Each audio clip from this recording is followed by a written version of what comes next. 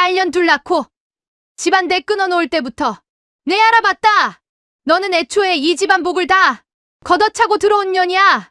설날 아침 혼자 식사 준비를 하다 현기증이 나들고 오던 쟁반을 엎고 주저앉아 있는 경자에게 시어머니 최 씨는 모진말을 퍼붓기 시작했습니다.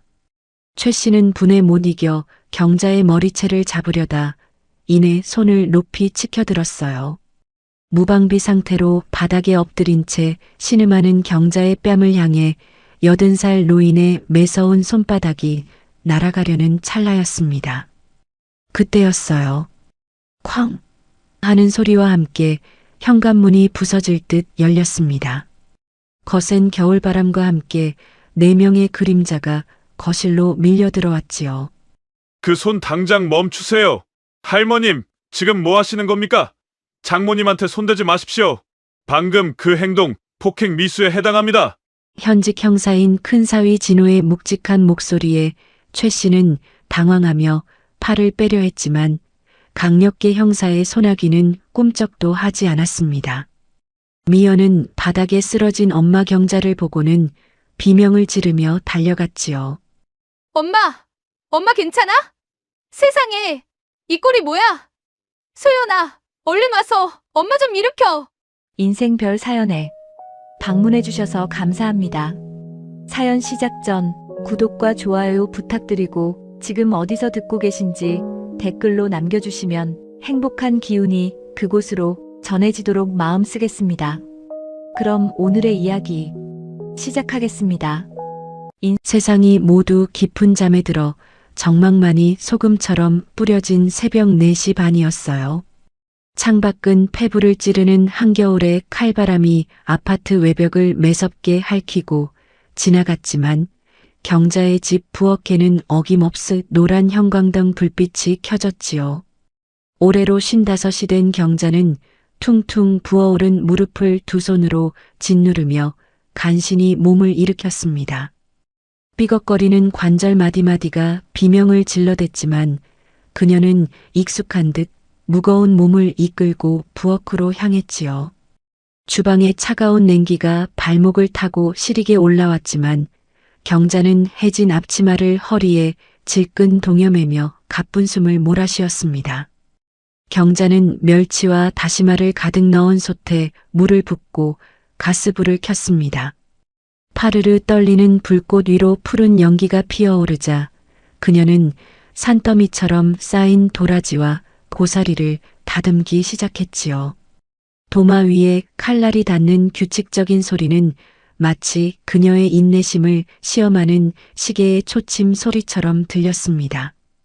경자는 칼질을 멈추고 잠시 멍하니 창밖에 짙은 어둠을 보았습니다. 33년 전 여상을 갓 졸업하고 설레는 마음으로 첫 직장이었던 작은 무역회사에 출근했던 22살의 자신이 떠올랐기 때문이지요. 당시 경자는 단정한 단발머리에 깨끗하게 다린 블라우스를 입고 타자기를 두드리던 재원이었습니다. 그곳에서 만난 정식은 말끔한 수트 차림에 자신감이 넘치는 목소리로 거래처와 전화를 하던 유능한 사원이었지요. 정식은 수줍게 커피를 타주던 경자에게 경자 씨는 웃는 게 참 이쁘네요라며 다정하게 말을 건네주곤 했습니다. 그 따뜻한 말 한마디에 어린 경자는 이 남자와 함께라면 평생 고운 길만 걷게 될 줄 알았습니다. 하지만 그 비단결 같던 미소는 결혼이라는 문턱을 넘자마자 거친 삼배옷처럼 변했지요. 33년이라는 긴 시간 동안 경자에게 남은 것은 비릿한 기름 냄새와 손가락 마디마디에 박힌 딱딱한 굳은 살뿐이었습니다. 그때 안방 문이 거칠게 열리며 슬리퍼를 질질 끄는 기분 나쁜 소리가 복도를 울렸어요. 80살 시어머니 최 씨였습니다. 그녀는 부엌으로 들어오자마자 경자의 구부정한 등을 훑어보며 앙칼진 독서를 내뱉었지요. 에구, 저 미련한 곰탱이 속 터지는 짓 좀 보게. 그 긴 세월을 가르쳐도 어째 저리 손놀림이 답답할꼬? 남들 같으면 벌써 전 바구니가 67개는 쌓였겠다. 너는 손에 기름기라도 발라놨느냐? 어째 하는 집마다 그렇게 속을 뒤집어놔. 최 씨는 경자의 옆에 서서 마치 노예를 감시하는 감독관처럼 칼질 하나하나를 지적했습니다. 경자는 뒤집개를 쥔 손에 힘을 주며 고개를 깊이 숙였지요. 어머니, 일찍 일어나셨어요? 육수 끓기 시작했으니 이제 젖만 붙여내면 금방 끝나요. 안방에 들어가서 조금만 쉬고 계세요. 쉬긴 뭘 쉬어. 속이 터져서 잠도 안 온다. 너는 어째 우리 귀한 정식이 기를 그렇게 쏙 빨아먹어서 이 집안에 아들 구경을 못하게 만드느냐 말이다. 딸년 둘 낳아놓고 내가 이 집안 안주인 대접받으려 들면 안 되지. 오늘 우리 딸들 오면 너는 입 꾹 다물고 손만 놀려라. 알겠니? 내 아들 앞길 막는 것도 유분수지. 아들 못 낳은 죄인이 무슨 말이 그렇게 많아. 최 씨의 독설은 매년 단 한 치의 오차도 없이 경자의 가슴 가장 아픈 곳을 사정없이 후벼 팠습니다. 아들을 낳지 못한 것이 마치 이 가문에 지은 씻을 수 없는 대역죄라도 되는 양 명절마다 경자는 시어머니의 화풀이 대상이 되어야 했지요. 경자는 명치 끝이 꽉 막혀오는 기분이었지만 익숙한 듯 아랫입술을 깨물며 통증을 삼켰습니다. 뜨거운 기름솥에서 올라오는 매캐한 연기가 경자의 눈을 따갑게 찔러 눈물이 핑 돌았습니다. 잠시 후 남편 정식이 부스스한 머리로 주방에 나타났습니다. 정식은 아내의 뻘겋게 충혈된 눈동자나 거칠어진 손마디 따위는 보이지도 않는다는 듯 냉장고에서 물통을 꺼냈지요. 그는 물을 벌컥벌컥 마시더니 무심하게 한마디를 툭 던졌습니다. 어이, 물 좀 더 채워놔. 아, 그리고 나 오늘 거래처 사장이 급하게 보자고 해서 점심쯤 나가봐야 해. 사업상 아주 중요한 미팅이니까 그렇게 알아. 저녁 늦게나 들어올 거니까 어머니랑 누나들 잘 챙기고.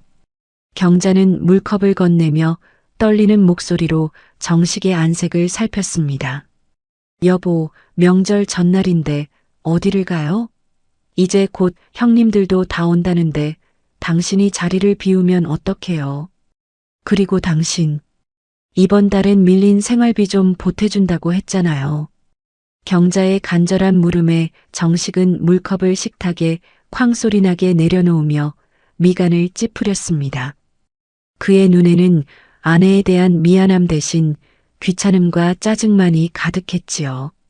어디서 아침부터 재수없게 돈 타령이야. 내가 밖에서 사업하느라 얼마나 기운 빼고 다니는지 알아? 어머니 말씀 틀린 거 하나 없네. 사람이 살갑질 못하면 집안일이라도 똑 부러지게 해야지.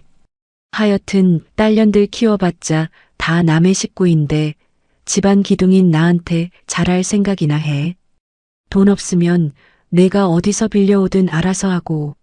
나 바쁘니까 이따 나간다. 정식은 짜증스럽게 겉옷을 챙겨 입고는 인사를 하는 둥 마는 둥 방으로 들어가 버렸습니다. 경자는 홀로 남은 부엌에서 끓어오르는 솥의 김을 멍하니 바라보았습니다. 남편은 결혼 초부터 사업을 핑계로 밖으로 돌기 시작했고 생활비는커녕 경자가 억척스럽게 모은 돈까지 가끔 빼앗아 갔습니다. 경자는 그저 남편이 운이 없어 사업이 안 풀리는 줄로만 믿고 모든 수모를 견디며 버텨왔지요. 하지만 경자는 꿈에도 알지 못했습니다.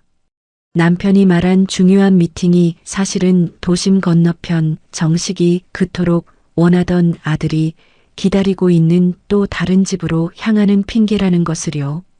경자가 차가운 물에 손을 적시며 제사 음식을 준비하는 동안 정식은 자신의 진짜 안식처라고 믿는 그곳에서 따뜻한 대접을 받을 생각을 하며 외출 채비를 서두르고 있었습니다. 33년의 헌신이 비웃음당하는 순간이었지요.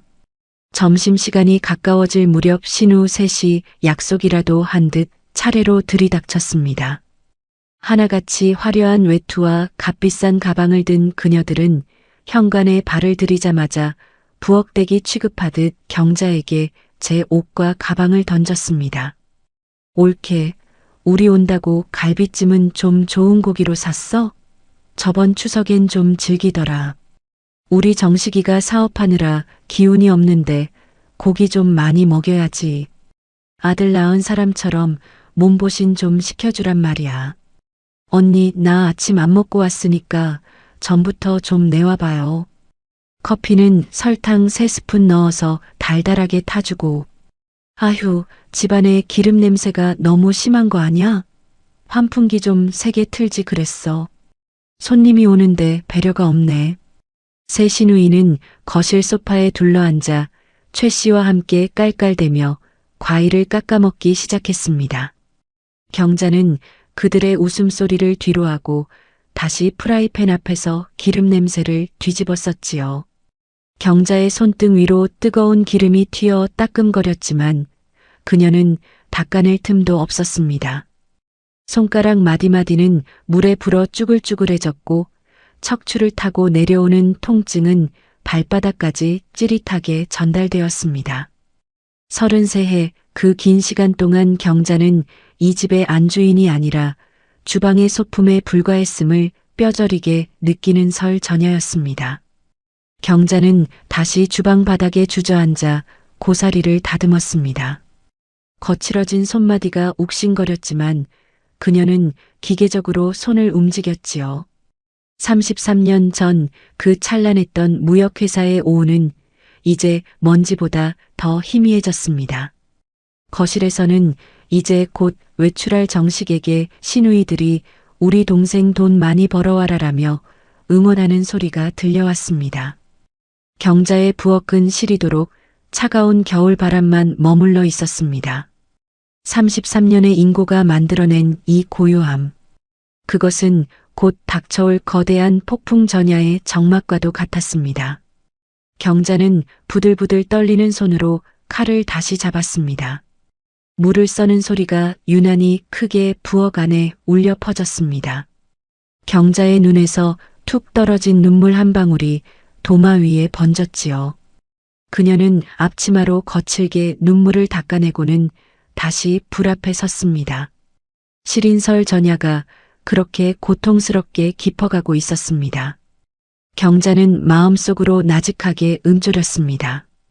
그래도 내일 딸들이 오면, 우리 미연이랑 소연이가 오면 조금은 웃을 수 있겠지. 그 소박한 희망 하나만이 무너져가는 경자의 어깨를 지탱하는 유일한 지팡이였습니다. 하지만 그녀는 아직 몰랐습니다. 자신이 사랑으로 키워낸 그 딸들이 이미 엄마의 눈물을 닦아줄 날카로운 검을 준비하고 있었다는 사실을요. 밖에서는 정식이 현관문을 열고 나가는 소리가 들렸고 경자는 다시 어둠 속에서 홀로 기름솥을 지켰습니다. 정식이 사업 미팅이라는 뻔한 핑계를 대며 현관문을 나선 뒤 부엌에는 다시 차가운 정적이 찾아왔어요. 경자는 잠시 일손을 멈추고 주방 창틀에 놓인 자신의 투박한 손을 내려다보았습니다. 손가락 마디마디는 굵어질 대로 굵어져 굽히는 것조차 버거웠고 손등에는 마트 계산대에서 날카로운 박스에 긁힌 흉터와 반찬 가게에 끓는 솥에서 튄 기름 자국들이 훈장처럼 박혀 있었지요. 결혼하고 얼마 지나지 않아 남편은 호기롭게 사업을 시작한다며 큰 소리를 쳤지만 집안에 가져다주는 돈은 가뭄에 콩 나듯 줄어들기 시작했습니다. 시어머니는 나 몰라라 하고 두 딸 키우며 생활비까지 막막해지자 경자는 고된 살림살이에도 일자리를 알아보기 시작했지요. 그녀의 첫 일터는 동네의 작은 마트 계산대였어요. 온종일 서서 수천 번의 바코드를 찍고 나면 다리는 코끼리처럼 부어올라 신발조차 들어가지 않았지요. 찬 바닥에서 올라오는 냉기는 그녀의 발목을 사정없이 파고들었습니다. 아줌마, 왜 이렇게 느려요? 뒤에 사람 안 보여요? 진상 손님의 막말에도 경자는 그저 죄송하다며 허리를 숙였습니다. 가슴 속에서는 불덩이가 치밀어 올랐지만 머릿속에는 오직 딸 미연이와 소연이의 학원비 고지서가 아른거렸지요. 남편 정식은 가끔 집에 들어와 사업 자금이 부족하다며 경자가 마트에서 한 푼, 두 푼 모은 쌈짓돈까지 눈 하나 깜짝 않고 털어갔습니다. 경자는 마트 일이 끝나면 곧장 근처 반찬가게 주방으로 향했습니다. 새벽부터 밤늦게까지 맵고 짠 양념 냄새를 뒤집었으며 물을 썰고 나물을 무쳤어요. 그 고단한 현장에서 익힌 손맛은 아이러니하게도 경자에게 유일한 생존 무기가 되었습니다. 특히 그녀가 정성을 다해 담근 유자청과 생강청은 가게에서도 없어서 못 팔 정도로 인기가 좋았지요. 경자는 그 고단한 세월 속에서도 밤잠을 아껴가며 자신의 소소한 일상을 블로그에 기록하기 시작했습니다. 경자의 비단 설탕이라는 이름의 블로그는 그녀가 숨쉬는 유일한 탈출구였어요. 2023년 12월 24일. 오늘도 하루가 참 기네요. 마트에서 무례한 손님에게 고개를 숙이고 반찬 가게에서 땀을 흘렸지만 돌아와 직접 담근 청을 병에 담으니 마음이 정갈해집니다. 이 알싸하고 달콤한 향기가 제 고단함을 다 지워주는 것 같아요. 오늘 밤엔 유독 우리 딸들의 웃음소리가 그립습니다. 경자의 진심이 담긴 글과 정갈하게 찍힌 수제청 사진은 인터넷 이웃들의 마음을 움직였습니다. 하나둘 주문이 들어오기 시작했고 나중에는 택배 상자를 싸느라 밤을 꼬박 새우는 날이 많아졌지요.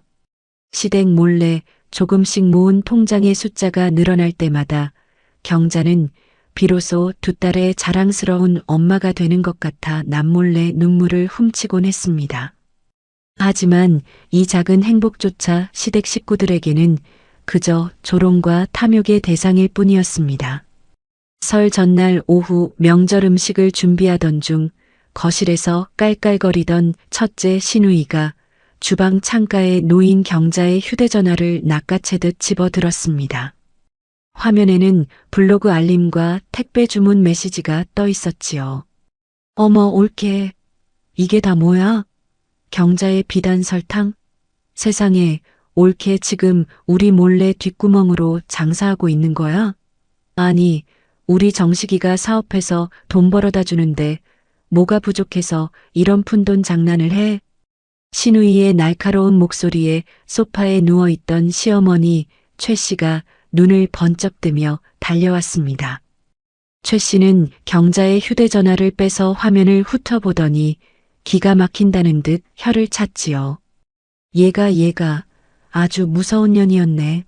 지 남편은 밖에서 기운 빠지게 사업하느라 고생하는데 마누라라는 년은 뒷구멍으로 돈이나 모으고 있었어? 경자, 너 이 돈 다 어디 갔어? 너 친정에 빼돌린 거 아니냐? 경자는 뒤집개를 내려놓고 파르르 떨리는 손을 앞치마에 숨겼습니다. 33년의 세월 동안 한 번도 큰 소리 내지 못했던 그녀의 목소리가 미세하게 떨려 나왔지요. 어머니, 그런 거 아니에요.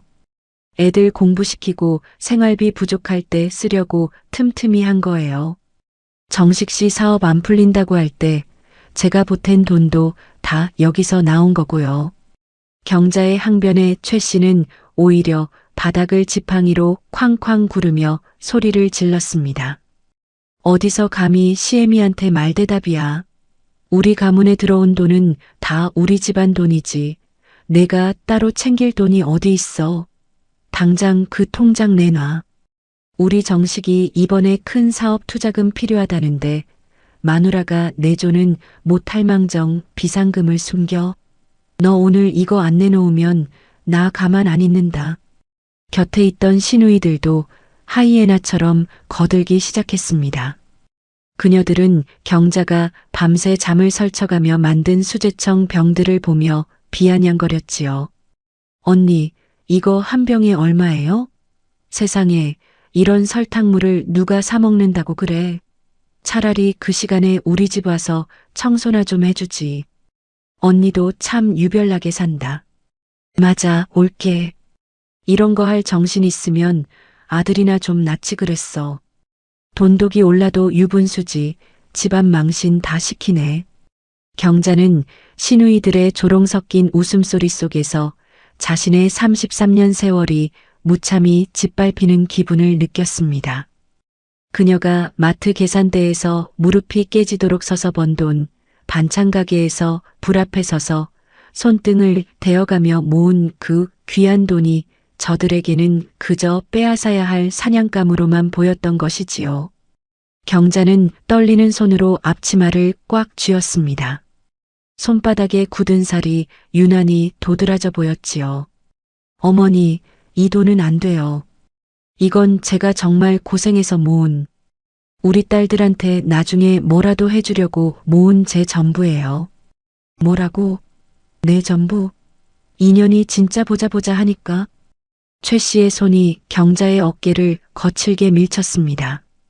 경자는 뒤로 휘청이며 싱크대에 허리를 부딪혔지만 신음조차 크게 내지 못했습니다.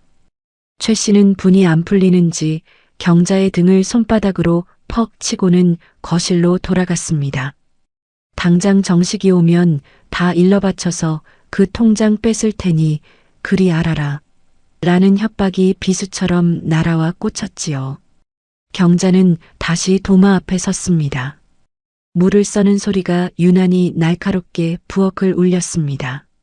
그녀는 휴대전화 속 블로그 이웃들의 댓글을 다시 한번 찬찬히 떠올려 보았습니다. 경자님 힘내세요. 항상 응원합니다. 라는 그 따뜻한 글자들만이 무너져가는 그녀의 심장을 간신히 붙잡아주고 있었지요. 그녀는 생각했습니다. 자신이 억척스럽게 모은 이 돈은 단순한 숫자가 아니라 그동안 자신이 인간으로서 버틸 수 있었던 마지막 자존심이자 긍지였다는 것을요. 부엌 창문 너머로 해가 뉘엿뉘엿 저물어가며 설 전야의 어둠이 깔리고 있었습니다. 경자는 거실에서 들려오는 시댁 식구들의 무시무시한 탐욕과 비웃음을 견디며 조용히 다음 행보를 준비했습니다. 그 긴 세월을 남의 집을 짓기 위해 자신의 눈물로 주춧돌을 놓았던 그녀는 이제 비로소 자신만의 성을 쌓기 위한 결심을 굳히고 있었어요. 그녀의 눈빛은 이제 예전의 힘없는 며느리가 아니었습니다. 그녀는 밤새 부쳐야 할 산더미 같은 전을 바라보며 나직하게 의조렸지요. 그래요. 이 돈은 내 목숨이에요. 당신들한테는 절대로 단 한 푼도 주지 않을 겁니다. 그녀의 서늘한 다짐이 끓어오르는 기름소리에 묻혀 고요하게 퍼져나갔습니다. 경자의 인내심은 이제 서서히 분노의 불꽃으로 변해가고 있었지요. 설날에 태양이 뜨면 이 가문의 모든 추악한 진실이 밝혀질 것임을 경자는 직감하며 묵묵히 전 반죽을 저었습니다. 그녀의 굽었던 등이 미세하게 펴지는 순간이었습니다. 한겨울의 매서운 밤바람이 도심의 가로등 불빛마저 꽁꽁 얼려버릴 듯 차가웠던 평일 저녁이었어요. 강력계 형사로 서초경찰서에서 잔뼈가 굵은 진호는 사흘째 이어지는 잠복 근무로 인해 눈이 벌겋게 충혈된 상태였습니다. 형사라는 직업의 특성상 잠도 제대로 자지 못하고 좁은 차 안에서 컵라면과 빵 조각으로 끼니를 때우기 일쑤였지만 그는 오로지 범인을 잡겠다는 집념 하나로 혹한을 버티고 있었지요. 사건의 실마리를 쫓아 도착한 곳은 강남의 화려한 네온 사인이 번쩍이는 어느 고급 일식집 앞이었습니다. 그런데 그곳에서 진호는 자신의 눈을 의심케 하는 뜻밖의 그림자를 마주하게 되었습니다. 일식집의 육중한 나무 문이 열리며 세 사람이 다정하게 걸어 나오고 있었지요. 앞장선 이는 다름 아닌 장인 정식이었습니다. 평소 아내 미연에게 장인어른이 요즘 사업이 안 풀려서 생활비도 못 주실 정도로 기운이 없으시다라는 말을 수시로 들었던 진호였기에 기름기가 자르르 흐르는 얼굴로 파한대소하며 나오는 정식의 모습은 낯설기만 했습니다. 하지만 진호를 더 큰 충격으로 몰아넣은 것은 정식의 곁에 찰떡처럼 붙어있는 중년 여인과 20대 중반으로 보이는 훤칠한 청년이었어요. 정식은 그 청년의 어깨를 툭 치며 세상에서 가장 인자하고 자랑스러운 아버지의 미소를 짓고 있었지요. 제남아, 오늘 회가 아주 싱싱하더구나. 내가 맛있게 먹으니 이 아비가 다 배가 부르다. 허허, 우리 아들 많이 먹고 얼른 사업 배워야지. 정식의 입에서 나온 아비와 우리 아들이라는 단어가 진호의 귓가를 날카로운 송곳처럼 파고들었습니다. 진호는 본능적으로 몸을 낮추고 운전석 시트를 뒤로 눕혔지요. 심장이 터질 듯 요동치기 시작했습니다. 장모 경자가 그동안 아들을 못 낳는다는 이유로 최 씨와 정식에게 사람 취급도 못 받고 살고 있는데 정식은 밖에서 버젓이 아들 소리를 들으며 호의호식하고 있었던 것이지요. 진호는 형사 특유의 직감으로 이것이 단순한 식사 자리가 아님을 직감했습니다. 그는 떨리는 손을 진정시키며 휴대전화를 들어 카메라 렌즈를 조절했습니다. 셔터 소리를 죽인 채 세 사람의 다정한 모습이 하나둘 증거 사진으로 담겼지요. 정식은 여인의 허리를 다정하게 감싸며 주차된 고급 세단으로 향했습니다. 그 모습은 영락없이 남부러울 것 없는 단란하고 행복한 한 가정의 풍경이었습니다. 진호는 흉악범을 쫓을 때보다 더 날카로운 눈빛으로 그들의 뒤를 밟기 시작했지요. 정식의 차가 멈춰선 곳은 도심 외곽의 한 신축 아파트였습니다. 정식은 아주 익숙한 손놀림으로 현관 비밀번호를 누르고 여인과 청년과 함께 집 안으로 사라졌지요. 진호는 차 안에서 뜬 눈으로 밤을 지새우며 그 집의 불이 꺼지는 것을 지켜보았습니다. 핸들을 잡은 그의 손마디가 하얗게 질려 있었습니다. 다음 날 아침 진호는 자신의 수사 인맥을 총동원해 정식의 은밀한 사생활을 추적하기 시작했습니다. 형사의 전문적인 수사 기법을 동원하니 추악한 진실이 드러나는 데는 그리 오랜 시간이 걸리지 않았지요. 결과는 경악 그 자체였습니다. 정식은 무려 25년 전부터 오미숙이라는 여인과 살림을 차리고 있었고 그 사이에서 태어난 박재남은 올해로 25살이 되어 있었습니다. 정식이 사업 자금이 필요하다며 경자가 마트 캐셔와 반찬 가게에서 땀 흘려 모은 쌈짓돈까지 털어가고 어머니 최 씨와 공모해 경자를 핍박하던 그 긴 시간 동안 정식은 이곳에서 진짜 남편이자 아들 가진 유세를 떨며 살고 있었던 것이지요. 진호는 정식의 금융거래 내역과 부동산 관련 서류들을 샅샅이 뒤져내려갔습니다. 법원 공무원인 아내 미연에게는 아직 이 사실을 알리지 않았지만 혼자서 감당하기엔 진실의 무게가 너무나도 무거웠습니다. 조사 결과 정식은 자신이 소유한 유일한 알짜 재산이자 경자와의 공동 노후 자금인 시내의 상가 건물을 몰래 처분하거나 설 연휴가 끝나는 대로 혼외자 재남에게 증여하려는 치밀한 계획을 세우고 있었습니다. 장인어른, 당신 정말 사람입니까? 장모님이 마트에서 다리가 퉁퉁 붓도록 서서 번 돈을 빼앗아다가 이 자식 외제차를 사줬단 말입니까? 진호는 수사 기록을 정리하며 책상을 주먹으로 내리쳤습니다. 분노로 인해 어깨가 들썩였지요. 정식은 경자에게는 생활비 한 푼 주지 않으면서도 재남에게는 호화로운 생활을 보장해주고 있었습니다. 경자가 반찬 가게에서 매운 양념 냄새를 뒤집었으며 번 돈이 정식의 손을 거쳐 이 부도덕한 두 집 살림에 기름칠을 하고 있었다는 사실에 진호는 피가 거꾸로 솟는 기분을 느꼈습니다. 그는 사흘 뒤 퇴근 후 아내 미연을 집 근처 조용한 카페로 불렀습니다. 미연은 명절을 앞두고 쏟아지는 법원 업무를 처리하느라 안색이 좋지 않았지요. 진호는 차마 입이 떨어지지 않았지만 이내 결심한 듯 두툼한 서류 봉투와 자신의 휴대전화 영상들을 내밀었습니다. 미연아, 내가 지금부터 하는 말 정말 마음 단단히 먹고 들어야 해. 형사로서가 아니라 내 남편으로서, 그리고 우리 장모님의 사위로서 찾아낸 지옥 같은 진실이야. 미연은 의아한 표정으로 사진을 넘겨보더니 이내 손을 파르르 떨며 입술을 깨물었습니다. 사진 속에서 환하게 웃고 있는 아버지 정식과 처음 보는 여인, 그리고 자신과 묘하게 닮은 청년의 모습에 미연의 눈동자가 격렬하게 흔들렸지요. 서류 봉투 안에는 정식의 가족관계 증명서, 뒤에 숨겨진 추악한 인연들과 상가 건물 증여 확약서가 들어 있었습니다. 미연은 눈물을 흘리는 대신 무서울 정도로 차갑게 가라앉았습니다. 진호 씨, 그럼 우리가 초등학교 다닐 때부터 아버지는 다른 데서 아들 재롱 보고 있었다는 거네? 엄마는 그 고생을 하고 사는데 할머니는 이 사실을 알고도 아들 못 낳는다고 우리 엄마를 평생 잡아먹은 거야? 미연아, 진정해. 일단 이 증거들 내가 다 법적으로 유효하게 정리해뒀어. 상가 건물명에 넘어가는 건 내가 이미 홀딩 시켜놨고 이제 우리가 결정해야 해.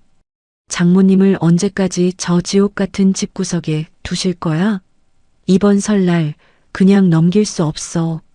미연은 눈물이 맺힌 눈으로 남편 진호를 바라보았습니다. 법원 공무원으로 일하며 수많은 파렴치한 인간들을 봐왔지만 자신의 아버지가 그중 가장 추악한 악질이라는 사실에 가슴이 찢어지는 듯 했습니다. 하지만 미연은 곧 냉철한 이성을 되찾았지요. 그녀는 진호의 손을 강하게 맞잡으며 결연하게 말했습니다. 고마워, 진호 씨. 당신이 장모님 목숨 구한 거야. 이번 설날 아침 우리 가족의 이름으로 이 추악한 연극을 끝내버릴 거야. 그 인간들, 우리 엄마 인생 33년을 쓰레기통에 쳐넣은 대가 단 한 푼의 오차도 없이 뼈저리게 치르게 해줄 거야. 내 전공 살려서 법이 얼마나 무서운지 똑똑히 보여줄게. 진호는 아내의 결연한 모습에 안도하면서도 장모 경자가 이 사실을 알게 되었을 때 받을 충격을 생각하니 가슴 한구석이 아려왔습니다. 그는 형사로서의 감각을 총동원해 정식의 모든 동선을 초단위로 파악하고 내연녀 미숙과 혼외자, 제남이 이번 설에 어떤 움직임을 보일지도 꼼꼼히 체크했습니다. 정식은 이번 설 연휴가 끝나자마자 제남의 이름으로 건물을 넘겨주겠다고 호언장담하고 있는 상태였지요. 설날이 다가올수록 진호와 미연 부부의 침묵은 무겁게 깊어만 갔습니다. 경자는 사위들이 온다는 소식에 들떠 마트에서 가장 좋은 과일을 고르고 수제청을 더 넉넉히 담그고 있었지만 딸과 사위는 그 미소 뒤에 숨겨진 진실의 칼날을 서늘하게 갈고 있었습니다. 진호는 경자의 고단한 손마디를 떠올리며 다짐하고 또 다짐했습니다. 33년 동안 굽었던 그 등을 펴드리는 것은 물론 장모님의 가슴에 박힌 대못을 정식과 최 씨의 가슴에 그대로 박아주겠노라고 말이지요. 어둠이 짙게 깔린 밤, 진호는 다시 한번 잠복수사 차량의 시동을 켰습니다. 정식의 가짜집 베란다에서 흘러나오는 평화로운 불빛을 보며 그는 다가올 설날 아침의 거대한 폭풍을 예고하듯 서늘하게 미소 지었어요. 이제 공은 설날 아침의 식탁 위로 던져질 준비를 마쳤습니다. 설 명절을 단 하루 앞둔 도심의 밤은 고향으로 향하는 자동차들의 붉은 후미등으로 화려하게 일렁였지만 미연의 아파트 거실은 마치 시간이 멈춘 듯 무겁고 차가운 정적만이 감돌고 있었어요. 법원 공무원으로 재직하며 하루에도 수십 건의 이혼 소장과 재산분할 판결문을 검토해 온 큰딸 미연은 지금 책상 위에 어지럽게 펼쳐진 아버지 정식의 외도 증거들을 바라보며 가늘게 떨리는 두 손을 꽉 마주 잡았습니다. 남편 진호가 형사의 직감과 잠복 수사로 찍어온 사진 속 정식은 어머니 경자 앞에서는 단 한 번도 보여준 적 없는 세상에서 가장 인자한 아버지이자 다정한 남편의 미소를 짓고 있었지요. 미연은 손가락 마디마디가 하얗게 질릴 정도로 서류 뭉치를 움켜쥐며 끓어오르는 우라를 삼켰습니다. 언니, 이 영상 좀 봐. 내 눈으로 직접 찍고도 믿기지가 않아. 어떻게 사람의 탈을 쓰고 우리 엄마한테 이럴 수 있어? 방송국 PD로 일하는 28살 소연이 눈시울이 붉어진 채 태블릿 PC를 미연의 앞에 내밀었습니다. 화면 속에는 경자의 집 거실과 주방 구석에 몰래 설치해둔 소형 카메라와 녹음기에 포착된 풍경들이 적나라하게 펼쳐지고 있었지요. 할머니 최 씨는 주방에서 퉁퉁 부은 다리로 전을 부치는 경자의 등을 향해 집안대 끊어먹은 연희밥은 먹어서 뭐 하냐며 입에 담지 못할 언어 폭력을 퍼붓고 있었습니다. 그뿐만이 아니었지요. 명절이라고 모인 세 시누이는 거실 소파에 앉아 올케는 여상 나와서 그런지 돈 계산 하나는 귀신같이 한다며 비아냥대고 있었고, 그 모든 모욕의 순간에 아버지 정식은 텔레비전 소리를 키우며 아내의 고통을 철저히 방관하고 있었습니다. 소연은 분노를 참지 못해 아랫입술을 깨물었고 미세하게 핏방울이 맺혔습니다. 미연은 동생의 떨리는 어깨를 조용히 감싸 안았지요. 두 자매는 어머니 경자가 그 긴 시간을 이런 지옥 같은 소리를 일상처럼 들으며 마트 캐셔와 반찬 가게 주방을 전전하며 자신들을 키워냈다는 사실에 가슴이 찢어지는 듯 했습니다. 이제 그녀들에게 남은 것은 자식으로서의 무력한 슬픔이 아니라 어머니를 이 비참한 굴레에서 영원히 해방시키기 위한 정교하고도 단호한 복수의 설계뿐이었습니다. 미연은 법리 검토를 마친 소송장들과 재산가압류 서류들을 정리하며 차갑고 이성적인 목소리로 입을 열었습니다. 진호 씨가 확보한 20년 넘는 두 집 살림 증거는 이미 법적으로 완벽해.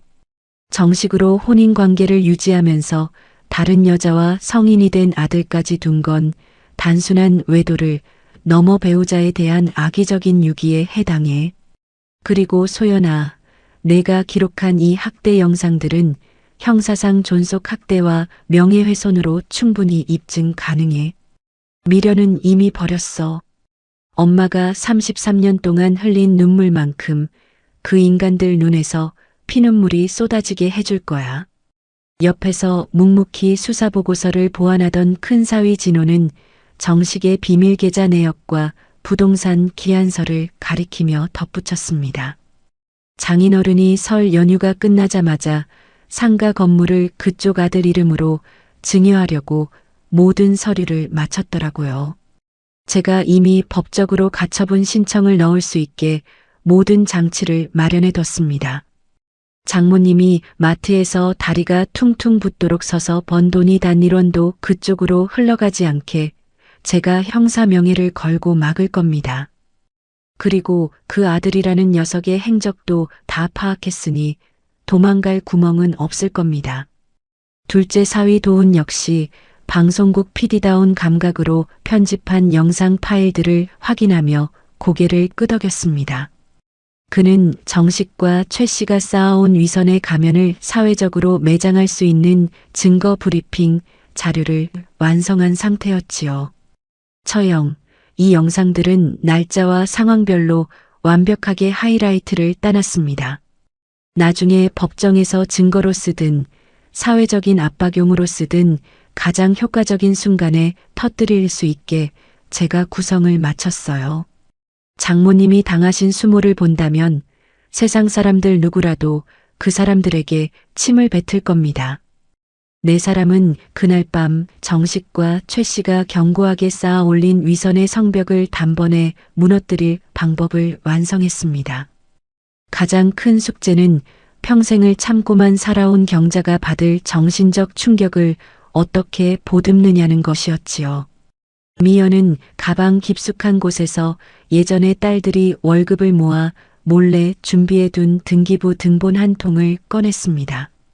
그것은 도시 근교의 공기 좋은 곳에 위치한 햇살이 잘 드는 소형 아파트의 서류였습니다. 오직 경자 한 사람만을 위해 준비된 그녀의 첫 번째 진짜 집이었지요. 엄마는 우리가 지켜. 설날 아침 차례상이 차려지고 시댁 식구들이 모두 모인 그 순간이 디데이야. 모든 진실을 터뜨리고 우리는 그 지옥 같은 집에서 엄마를 모시고 바로 나올 거야. 다시는 그쪽 집 대문 근처에도 발을 들이지 못하게 할 거야. 미연의 단호한 선언에 소연은 비장한 표정으로 고개를 끄덕였습니다. 자매는 어머니가 마트에서 퇴근해 퉁퉁 부은 다리를 끌고 돌아와 시어머니의 발을 씻겨주던 모습, 반찬 가게에서 기름 냄새를 온몸에 묻히고 들어와 정식의 차가운 타박을 묵묵히 받아내던 그 수많은 밤을 기억했습니다. 딸들은 이제 그 부당하고 가혹했던 헌신의 사슬을 자신들의 손으로 끊어내려 하고 있었습니다. 침묵의 전쟁은 그렇게 밤이 깊어갈수록 더욱 치열하게 준비되었습니다. 딸들은 엄마가 의심하지 않도록 명절 인사를 전하며 평소보다 더 밝고 씩씩한 목소리로 전화를 걸었지요. 엄마, 나 미연이야. 내일 아침 일찍 갈 거니까 우리 엄마 좋아하는 과일 많이 사가지고 갈게. 아빠랑 할머니한테 시달리지 말고 조금만 기다려. 알았지? 우리가 엄마 선물 아주 큰 거 준비했으니까 기대해. 수화기 너머로 들려오는 경자에 지친 듯 하면서도 딸들이 온다는 소식에 반가워하는 목소리에 미연은 전화를 끊고 거실 창밖에 어둠을 응시했습니다. 가슴 한구석이 아릿해왔지만 그녀는 눈물을 보이지 않았습니다. 지금은 눈물보다 칼날 같은 이성이 필요한 때라는 것을 잘 알고 있었기 때문이지요. 아빠, 할머니, 당신들이 버린 건 엄마만이 아니에요. 우리 딸들도 당신들을 버렸다는 걸 내일 아침 똑똑히 알게 될 거야. 설 전날 도시의 소음이 잦아들고 집집마다 화목한 명절 분위기에 젖어들 때 미연의 가방 안에는 이혼 소송장과 위자료 청구서, 재산 분할 가압류 통지서가 차곡차곡 쌓여갔어요. 소연의 카메라 렌즈는 가장 추악한 본성을 포착하기 위해 날카롭게 닦였고 진호와 도우는 각자의 위치에서 마지막 작전을 점검했습니다. 딸들은 서로의 손을 꼭 맞잡으며 무거운 결의를 다졌습니다. 고요한 거실에는 시계의 초침소리만이 비장하게 울려 퍼졌고 설날 아침을 향한 최후의 카운트다운은 이미 시작되고 있었어요. 침묵 속에서 갈아온 딸들의 칼날은 이제 정식의 위선적인 심장을 향해 차갑게 빛나고 있었지요. 미연은 마지막으로 서류 가방의 지퍼를 닫으며 나직하게 의조렸습니다. 엄마, 이제 정말 다 왔어. 내일부턴 엄마 이름으로 된 집에서 엄마 이름으로 살게 해줄게. 그 다짐은 차가운 밤 공기를 타고 경자의 시린 부엌으로 향했습니다.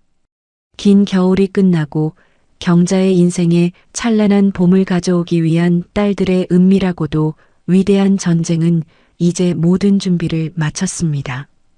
창밖에는 어느덧 눈발이 날리기 시작했고 그 하얀 눈은 내일 아침 벌어질 치열한 심판의 현장을 미리 정화하듯 고요하게 내려앉았습니다. 거실에 불이 꺼지고 그들은 짧은 휴식을 취하며 다가올 새벽을 기다렸습니다. 정월 초하루의 새벽은 어김없이 시리고도 무거웠습니다.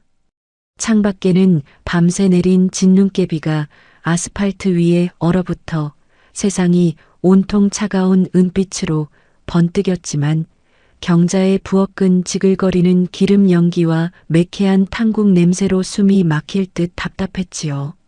며칠간 이어진 과중한 명절 노동에 마트 캐셔 업무로 인한 만성 피로가 겹쳐 경자의 몸은 이미 타버린 숯검댕처럼 바싹 말라 있었습니다. 눈꺼풀은 납덩이를 매단 듯 천근만근 무거웠고 걸음을 옮길 때마다 무릎 관절에서는 날카로운 송곳으로 찌르는 듯한 비명이 터져 나왔지요. 하지만 경자는 쉴 수 없었습니다. 시어머니 최 씨의 서슬 퍼런 감시와 새 시누이의 끊임없는 요구가 부엌의 공기를 짓누르고 있었기 때문입니다.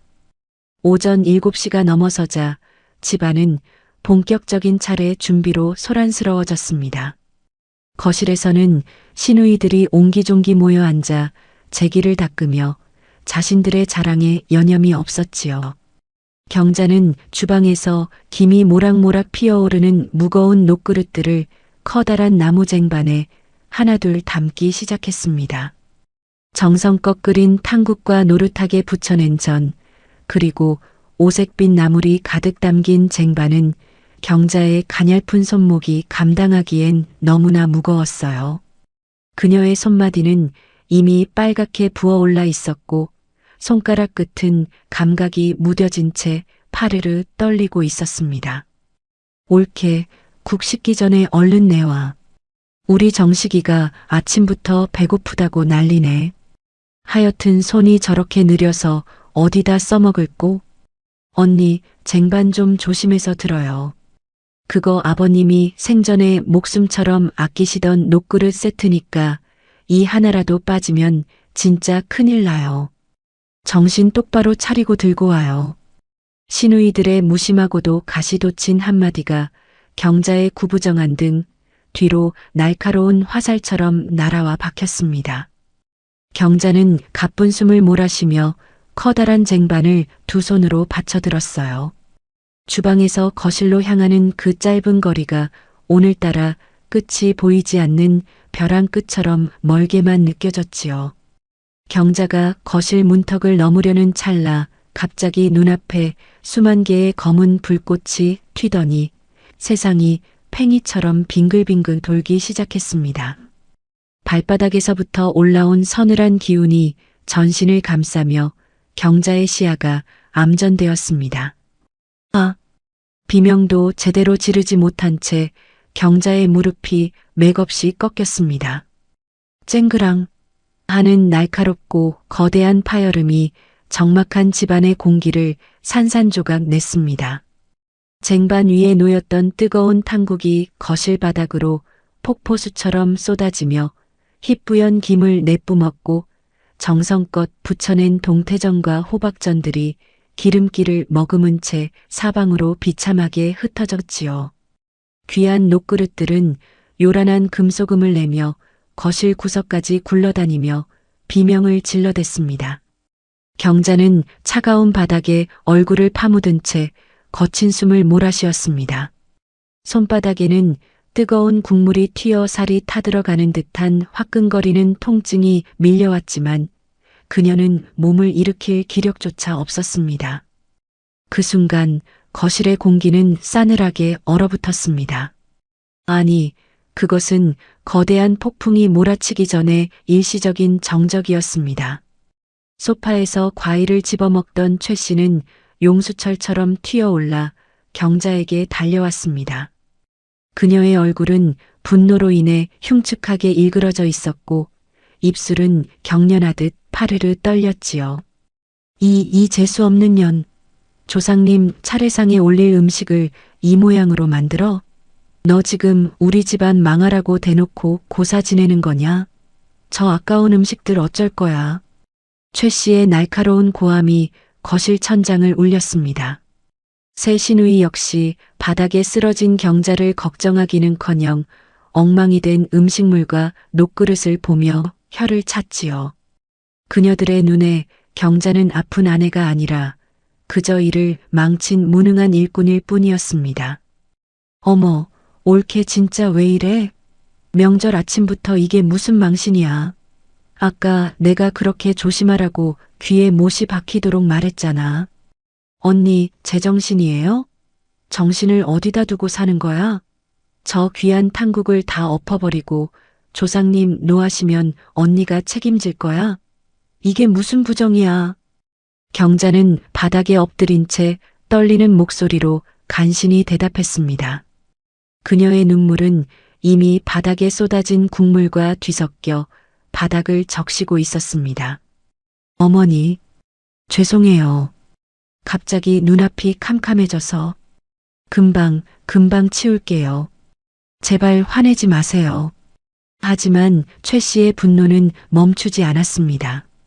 그녀는 바닥에 떨어진 고기전 조각을 경자의 얼굴을 향해 발로 툭 차며 소리를 질렀지요.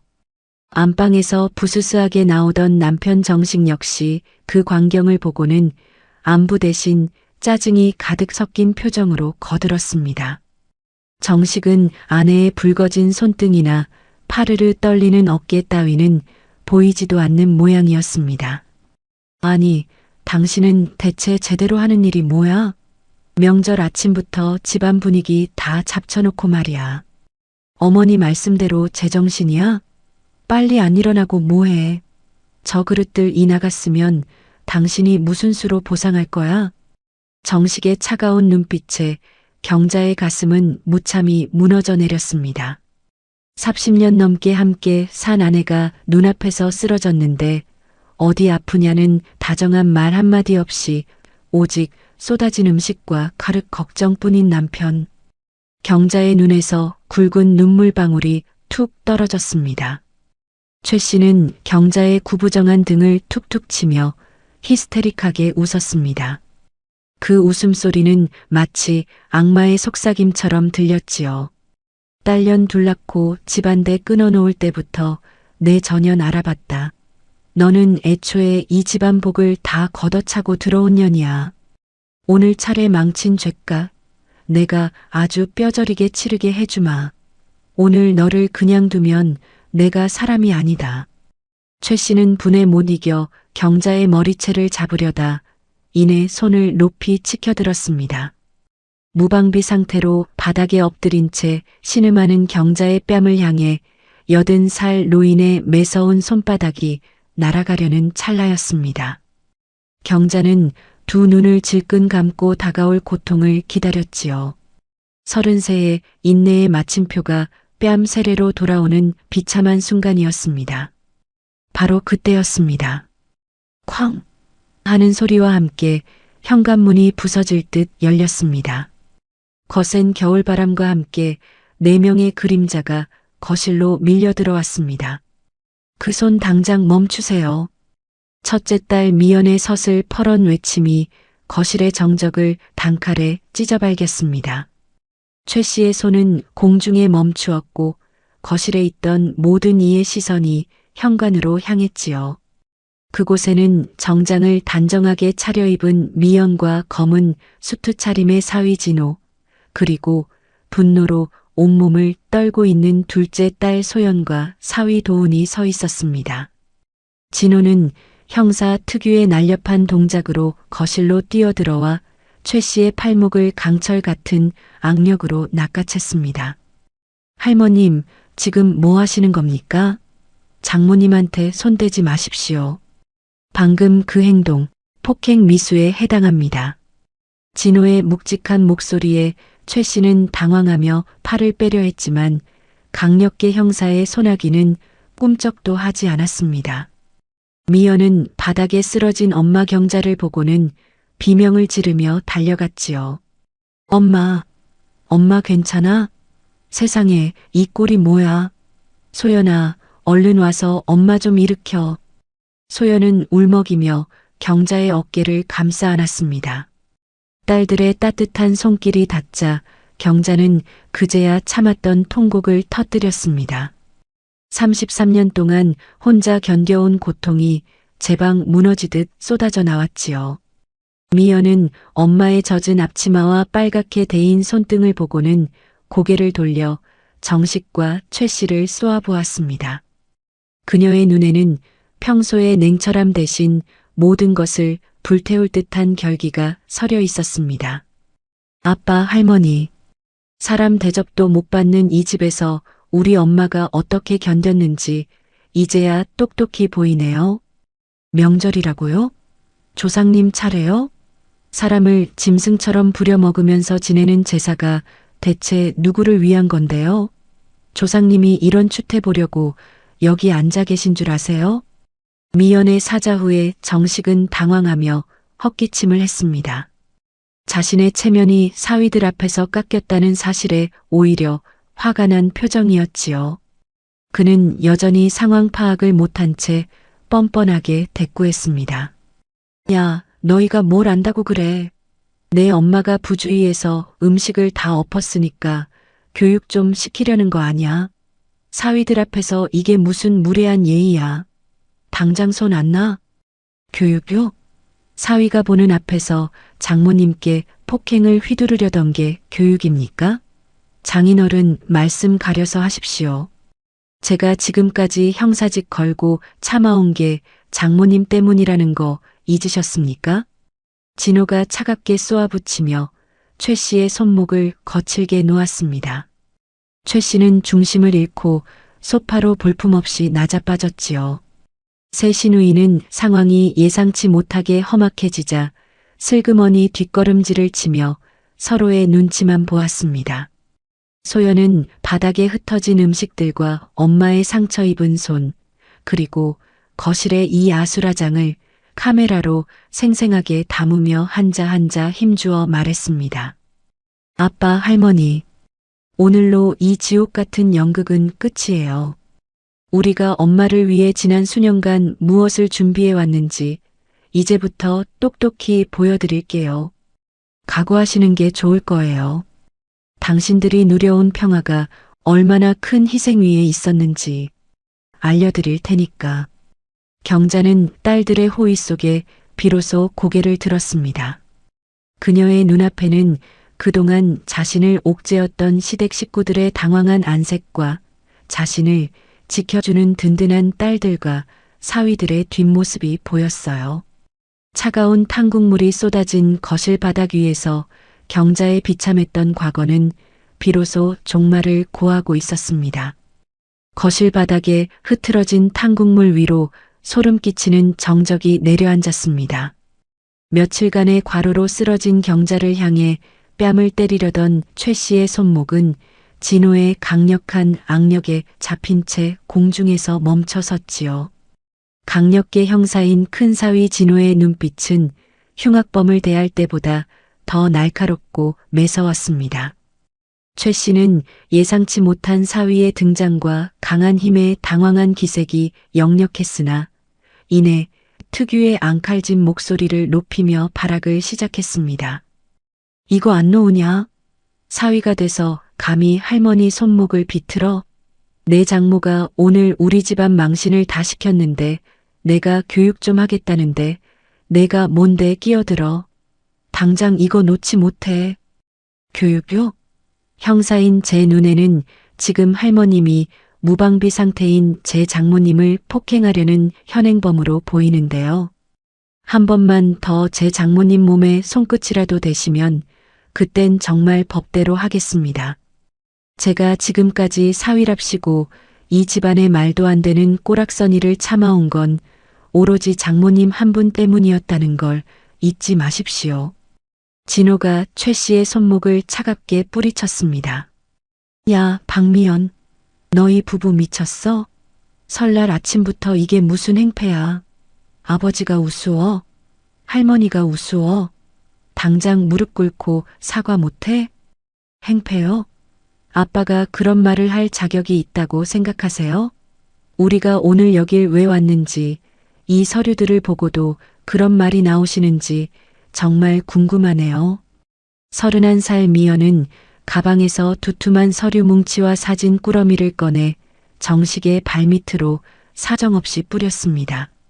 하얀 종이와 천연색 사진들이 거실 바닥에 흩어진 전 조각들과 뒤엉켜 어지럽게 널브러졌지요.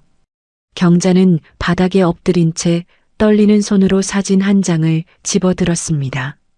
그 사진 속에는 정식이 한 낯선 여인과 환하게 웃으며 20대 중반으로 보이는 청년의 어깨를 다정하게 감싸고 있는 모습이 담겨 있었어요. 이게 다 뭐야? 여보, 이 여자는 누구고? 이 애는 또 누구야? 왜 당신이 저 사람들하고 웃고 있는 건데? 경자의 갈라진 목소리가 거실에 공허하게 울려 퍼졌습니다. 미연은 정식을 뚫어지게 노려보며 차가운 법률 용어들을 하나씩 내뱉기 시작했습니다. 그녀의 목소리는 법정의 판결문보다 더 무겁고 단호했지요. 아빠가 지난 20년 넘게 공들여 키워온 또 다른 가족이에요. 저기 사진 속에 있는 여자는 오미숙, 그리고 아빠가 그토록 원하던 아들 박재남. 올해로 25살이더군요. 우리가 초등학교 다닐 때부터 아빠는 저 집에서 아버지 소리 들으며 살고 있었던 거예요.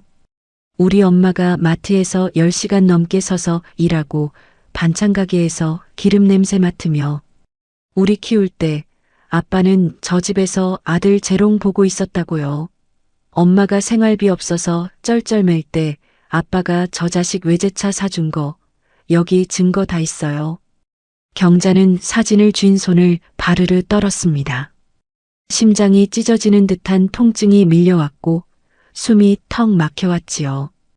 긴 세월 동안 아들을 못 낳는다는 구박을 숙명처럼 받아들이며 남편의 사업 실패를 자신의 탓으로 돌리며 억척스럽게 버텨온 세월이었습니다. 그런데 남편은 이미 결혼 초부터 자신이 그토록 원하던 아들을 다른 곳에서 키우고 있었던 것이지요. 배신감이라는 단어로는 다 표현할 수 없는 처참한 진실이 경자의 영혼을 갈갈이 찢어놓았습니다. 정식은 안색이 흑빛으로 변하며 비틀거렸습니다. 미연아, 그러니까 그건 아빠가 다 사정이 있어서 내가 너희를 위해서 얼마나 고생했는데. 고생요? 엄마가 당한 이 고통을 보고도 고생을 입에 담으세요? 이번에는 둘째 소연이 태블릿 PC를 꺼내 들었습니다. 그녀는 화면을 정식과 최 씨, 그리고 새 시누이의 코앞에 들이댔지요. 스피커에서는 그동안 경자가 당해온 언어폭력과 모욕의 순간들이 고스란히 흘러나왔습니다. 최 씨가 대끄는 년이라며 욕설을 퍼붓는 소리, 시누이들이 경자를 식모 취급하며 비아냥대던 음성들이 거실 가득 울려 퍼졌지요. 방송국에서 일하며 배운 게 이런 기록이에요. 할머니, 고모들. 엄마가 혼자 울 때 우리가 아무것도 모르는 줄 알았어요? 이 영상과 녹취들 법정에 그대로 제출할 거예요. 그리고 아빠 상가 건물 그쪽 아들한테 넘겨주려고 서류 다 꾸며놓은 거 우리가 이미 다 파악했어요. 단 1원도 그쪽으로 못 가게 법적으로 가압류 다 걸어놨으니까 꿈도 꾸지 마세요. 최 씨는 소연의 태블릿을 뺏으려 허우적거렸지만 둘째 사위 도훈이 그녀의 앞을 단단히 가로막았습니다. 도훈의 듬직한 체구 앞에서 최 씨는 비참할 정도로 작아 보였지요.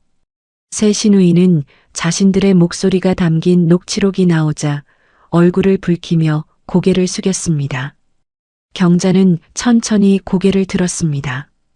눈물은 어느새 말라 있었고 흔들리던 눈동자에는 평생 본 적 없는 서늘한 냉기가 감돌기 시작했지요. 그녀는 자신의 몸을 적시고 있는 탕국물을 앞치마로 대충 닦아내고는 그동안 자신의 몸에 문신처럼 붙어있던 그 지긋지긋한 앞치마 끈을 풀었습니다. 33년이었어. 박정식 씨, 당신이랑 이 집안 식구들 위해서 내가 내 인생 다 갖다 바친 시간이. 경자의 목소리는 낮았지만 거실 안의 모든 소음을 잠재울 만큼 힘이 있었습니다. 그녀는 손에 쥐고 있던 앞치마를 정식의 얼굴을 향해 보란 듯이 내던졌습니다. 바닥에 떨어진 앞치마는 마치 경자가 벗어 던진 노예의 사슬처럼 보였지요. 아들이 없어서 내가 죄인인 줄 알았어. 그래서 마트에서 캐셔하고 반찬 가게 불 앞에서 서서 번 돈, 당신이 사업한답시고 가져갈 때도 한 번도 의심 안 했어. 그런데 20년? 그 긴 시간 동안 나를 비웃으면서 저쪽 집 아들 뒤를 봐주고 있었다니. 당신은 사람이 아니야. 짐승보다 못한 괴물이지. 내 손으로 당신 밥 차려준 세월이 역겨워 견딜 수가 없네. 경자의 섯을 펄은 일갈에 정식은 입을 벌린 채 아무 말도 하지 못했습니다. 최 씨는 여전히 정신을 못 차리고 어디서 남편한테 대드느냐며 지팡이를 휘둘렀지만 진호가 그 지팡이를 빼서 옆으로 밀어버렸습니다. 오늘로 이 지옥은 끝입니다. 엄마, 이제 그만 가요. 우리가 엄마를 위해 준비한 세상으로. 미연이 경자의 손을 따뜻하게 맞잡았습니다. 소연도 엄마의 반대쪽 팔을 감싸 안았지요. 사위들은 경자의 짐이라고 할 것도 없는 낡은 가방 몇 개를 챙겼습니다.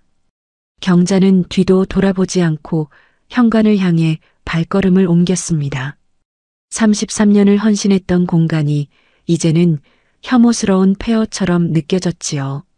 현관문을 열고 나가기 직전 경자는 멈춰서서 정식과 최 씨를 향해 마지막으로 한마디를 던졌습니다.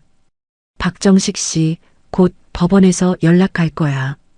당신이 가진 거, 그쪽 아들한테 주고 싶었던 그 건물까지 내가 단 한 푼도 남기지 않고 다 찾아올 테니까. 늙은 어머니 모시고 어디 잘 먹고 잘 살아봐. 길바닥에서 굶어 죽든 말든 이제 나랑은 상관없는 일이니까. 당신들은 오늘 내 손에 죽은 거나 다름없어. 쾅! 하고 닫히는 현관문 소리는 경자의 지난 33년, 인고의 세월에 찍히는 마침표였습니다. 계단으로 내려오는 경자의 발걸음은 생경아리만큼 가벼웠습니다. 차가운 겨울 공기가 폐부 깊숙이 스며들었지만 그녀는 춥지 않았습니다. 든든한 두 딸과 사위들이 성벽처럼 그녀를 둘러싸고 있었기 때문이지요. 설날 아침 홀로 남겨진 정식과 최 씨 그리고 겁에 질린 시누이들은 무너져 내리는 가문의 잔해 속에서 서로를 원망하기 시작했습니다. 진실의 태양은 이제 막 떠올랐고 경자의 찬란한 제2의 인생을 향한 첫 발걸음은 그렇게 눈부시게 시작되었습니다.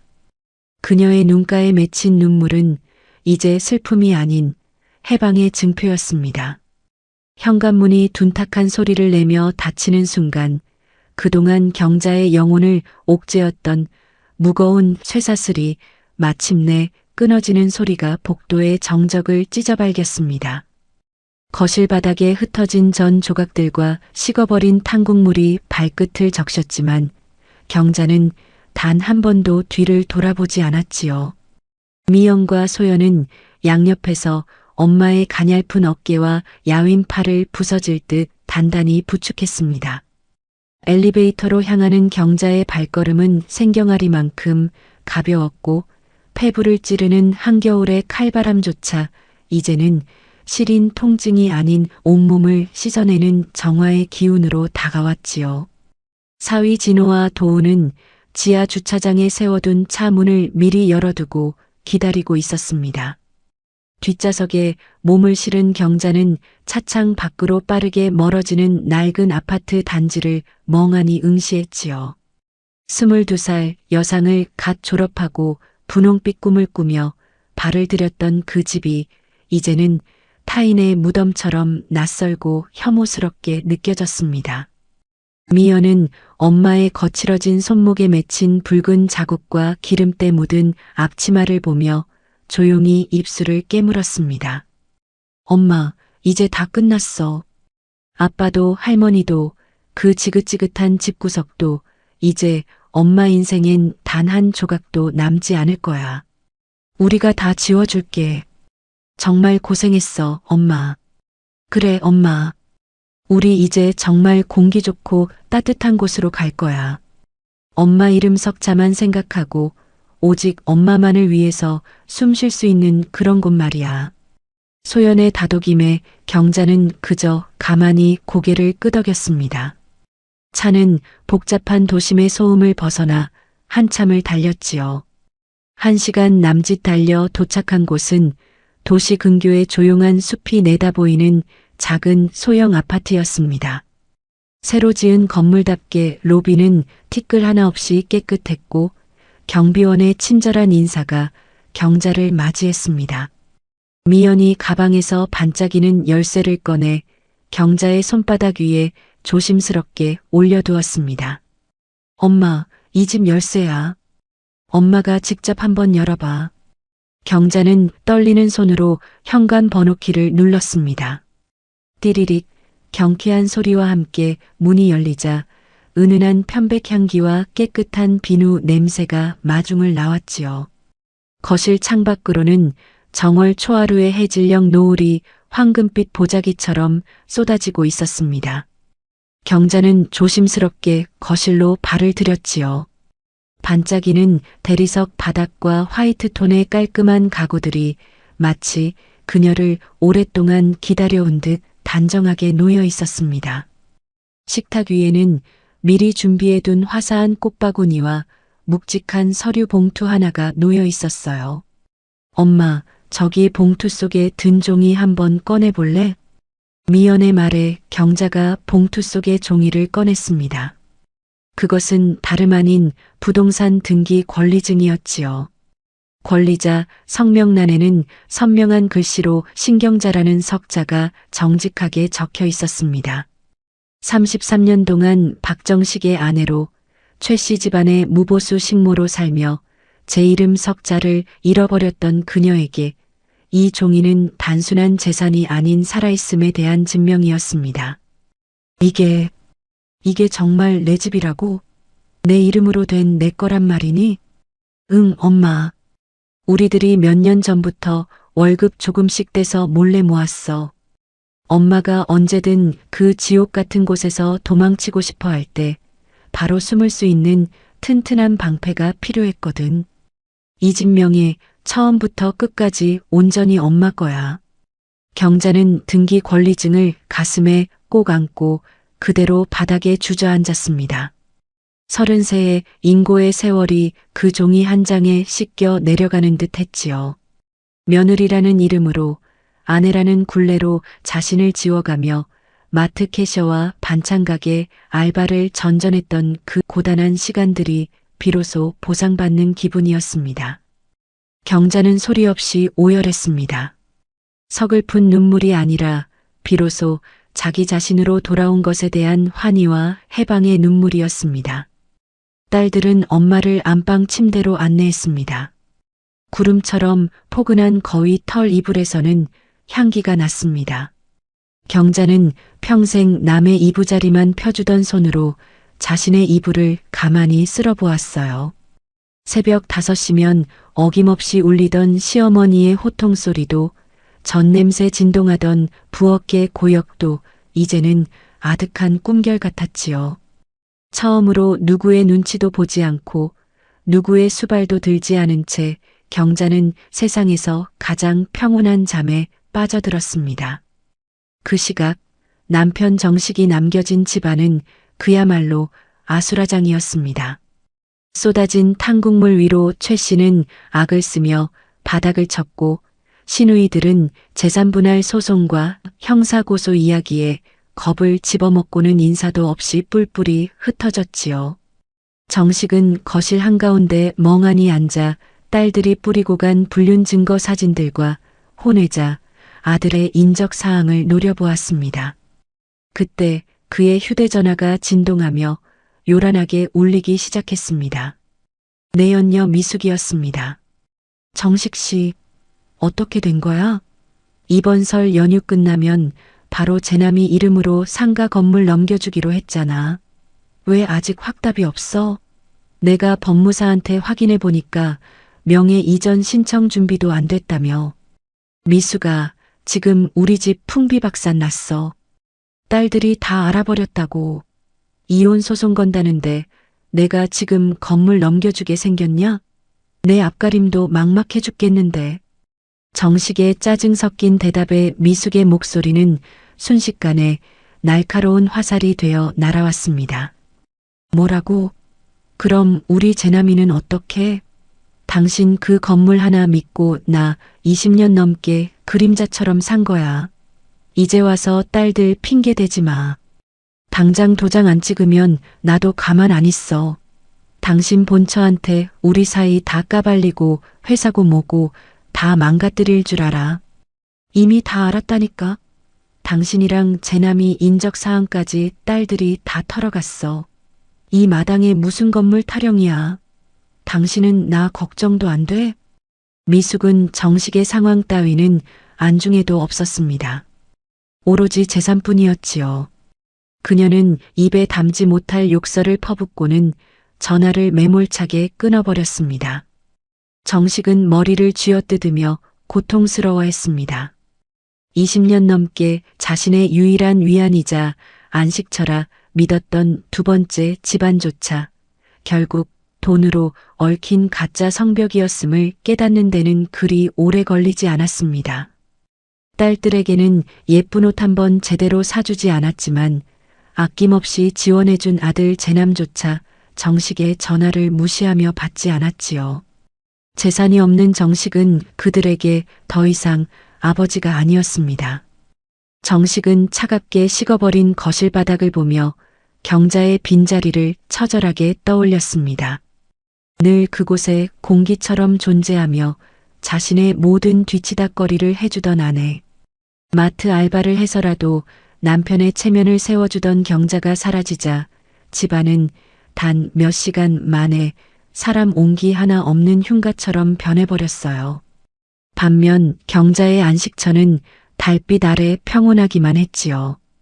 자정이 넘은 시각, 잠시 눈을 뜬 경자는 창가에 비친 자신의 얼굴을 가만히 들여다보았어요.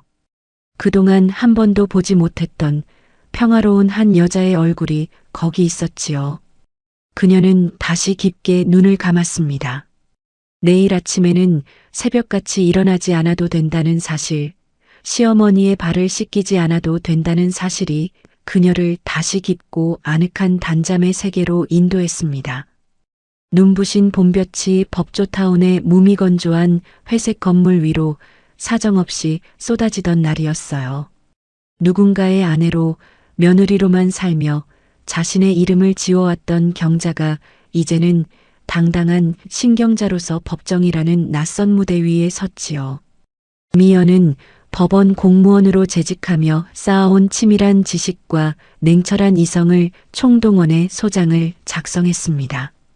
강력계 형사인 사위 진호가 발로 뛰어 확보한 20년이 넘는 정식의 두 집 살림 증거 자료들은 이제껏 정식이 가부장제의 권위 뒤에 숨어 쌓아 올린 위선의 성벽을 무너뜨릴 가장 날카로운 공성퇴가 되었지요. 법정의 무거운 공기 속에서도 경자는 미연과 소연의 손을 꼭 쥐며 가슴 깊은 곳에서 올라오는 해방의 기운을 느꼈습니다. 법정 안의 분위기는 마치 얼음물을 끼얹은 듯 차갑고도 서늘했습니다. 정식은 여전히 자신의 과오를 깨닫지 못한 채 비싼 수임료를 주고 고용한 변호인단을 대동하고 거만한 표정으로 앉아 있었지요. 그는 경자가 마트 캐셔와 반찬 가게 알바로 모은 푼돈이나 탐내던 수준 낮은 인간이라 여겼고 법이 결국 가장인 자신의 편을 들어줄 거라 굳게 믿고 있었습니다. 정식은 넥타이를 고쳐 매며 승리를 자신하는 눈빛을 보냈지만 판사가 서류를 넘기는 건조한 소리가 고요한 법정을 울리며 재판이 시작되자마자 그의 안색은 서서히 흙빛으로 변하기 시작했습니다. 피고 박정식은 원고 신경자와의 혼인 기간 초반부터 타인과 부정행위를 지속하며 자녀까지 두었습니다. 이는 단순한 외도를 넘어 배우자에 대한 악의적인 유기이자 중대한 인격살인에 해당합니다. 변호사가 법리에 맞춰 조목조목 읊어나갈 때마다 정식의 변호사들은 마른 침을 삼키며 시선을 피했습니다. 진호가 제출한 증거 사진첩 속에는 정식이 내연녀 미숙과 혼외자, 제남을 위해 구입한 외제차, 계약서, 호화로운 해외여행 결제 내역, 그리고 상가 건물을 몰래 아들에게 증여하려 했던 공증 시도 서류들이 증거 번호를 달고 나열되었지요. 결정적으로 경자가 그동안 하루도 쉬지 않고 일해온 가사 노동의 가치를 경제적 수치로 환산하고 남편 대신 마트와 반찬 가게에서 벌어온 수입이 가게 유지와 딸들의 교육에 기여한 바를 완벽하게 입증한 미연의 보고서가 판사의 마음을 움직였습니다. 판결문이 낭독되던 순간 정식의 거만한 성은 단번에 무너져 내렸습니다. 재판부는 경자 의원신을 높게 평가했고 정식의 파렴치한 배신에 대한 책임을 엄중히 물었습니다. 결과는 경자의 완벽하고도 압도적인 승리였지요. 경자 몰래 가지고 있던 상가 건물 전체와 현재 거주 중인 아파트 명의 그리고 정식이 몰래 숨겨둔 비자금 대부분이 경자에게 재산분할 및 위자료로 확정되었습니다. 판결봉이 3번 울릴 때마다 정식의 영혼은 갈갈이 찢겨나갔어요. 이게 말이 돼? 판사님, 내가 평생 밖에서 고생하며 사업해서 번 돈인데 저 여편네한테 다 주라니요. 이건 강도질이야. 내 돈 돌려줘. 정식이 법정 바닥을 치며 짐승처럼 고함을 쳤지만 경자는 그 추악한 소란을 뒤로 한 채 단 한 번의 눈길도 주지 않고 자리에서 일어났습니다. 그녀의 시선은 더 이상 정식을 향하지 않았지요. 법정 문을 열고 나온 경자는 자신을 기다리던 두 딸과 두 사위의 손을 꽉 잡았습니다. 이제 남은 것은 정식의 추악한 민낯이 부메랑이 되어 그 자신을 덮치는 처절한 인과응보의 과정뿐이었습니다. 재판이 끝난 지 불과 일주일도 지나지 않아 정식이 안식처라고 여겼던 내연녀 미숙의 집에서는 날카로운 고성이 터져 나왔습니다. 재판 결과로 모든 재산을 몰수당하고 빈털터리가 된 정식은 가방 하나를 들고 미숙을 찾아갔지요. 상가 건물을 팔아 도박빚을 갚아주고 호강시켜주겠다던 호언장담이 물거품이 되자 미숙과 아들 재남의 태도는 한순간에 얼음장보다 더 차갑게 변했습니다. 박정식 씨, 제정신이야? 건물도 뺏기고 아파트도 다 뺏겼다면서 여길 왜 와? 여기가 뭐 내 쓰레기장인 줄 알아? 당장 나가. 미수가 내가 당신이랑 우리 재남이를 위해서 20년 넘게 어떻게 살았는지 알잖아. 나 지금 갈 곳이 없어. 수중에 돈이 한 푼도 없단 말이야. 당신이 나 걷어줘야지. 우린 가족이잖아. 정식의 비굴한 애원에 미숙은 혐오스러운 오물을 보듯 바닥에 침을 뱉었습니다. 아들 재남은 아예 정식의 멱살을 거칠게 잡아 현관 밖 복도로 밀쳐버렸지요. 정식이 선물했던 명품 시계가 그의 손목에서 비참하게 빛나고 있었습니다. 아저씨가 돈이 없으면 우리한테 무슨 쓸모가 있어? 내 차 할부금은 어떡할 건데? 상가 건물 준다며. 그게 다 거짓말이었어? 재수없게 진짜 경찰 부르기 전에 당장 꺼져. 다시는 여기 얼씬거리지 마. 재남아, 내가 내 애비다. 내가 너를 어떻게 키웠는데. 어떻게 나한테 이럴 수 있어. 정식은 차가운 복도 대리석 바닥에 나동그라져 절규했습니다. 평생을 헌신한 본처를 버리고 선택한 가짜 사랑의 끝은 이토록 처참했습니다. 돈으로 맺어진 위선의 관계는 돈이 사라지는 순간 독사처럼 이빨을 드러냈지요. 정식은 그제야 자신이 평생 누구의 진심을 짓밟았는지 뼈저리게 깨달았지만 이미 버스는 떠난 뒤였습니다. 빈손이 된 정식은 결국 치매 기운이 도는 80살 어머니 최 씨가 있는 낡은 집으로 기어들어갔습니다.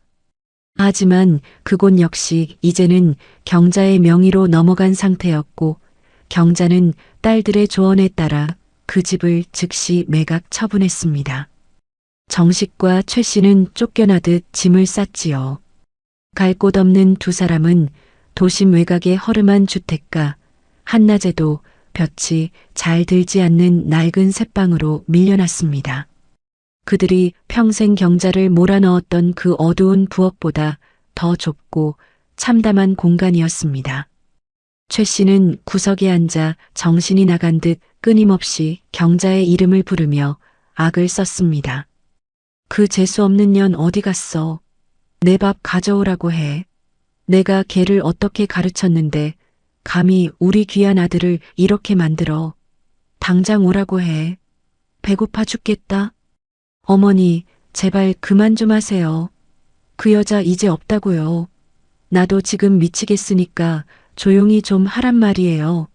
내가 누구 때문에 이렇게 됐는데 어머니가 아들 타령만 안 했어도 내가 이 꼴은 안 됐어.